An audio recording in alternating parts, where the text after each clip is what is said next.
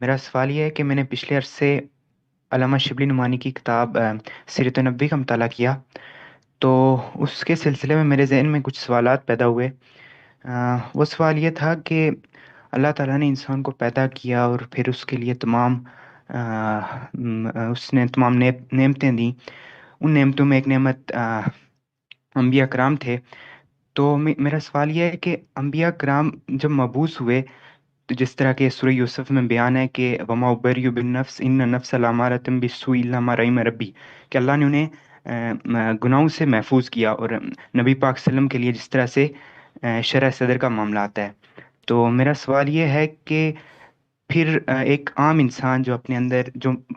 محفوظ نہیں ہے گناہ نہ کرنے سے، تو وہ ایک ایسے شخص کی پیروی کیسے کر سکتا ہے، یا ایک ایسے شخص کو کیسے نمونہ بنا سکتا ہے کہ جس کے لیے محفوظ کر لیا گیا ہو اسے گناہوں سے؟ جی بہت شکریہ۔ بڑی باعث تعجب بات ہے کہ جو آیت آپ نے پڑھی سورہ یوسف کی، وہ اس کے بالکل الٹ بات بیان کر رہی ہے۔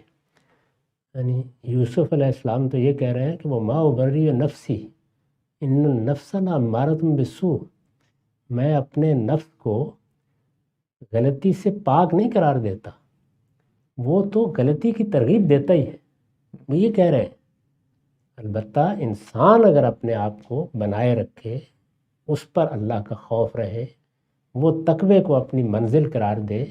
تو وہ ان سے بچا رہتا ہے۔ تو انبیاء علیہم السلام بھی ایسے ہی ہیں، ان کے درمیان بھی سارے داعیات ہوتے ہیں، وہ ختم نہیں کر دیے جاتے۔ لہٰذا خیار الناس کو، یعنی وہ لوگ جنہوں نے اپنی حفاظت کی ہے، مختلف مراحل سے گزرے ہیں،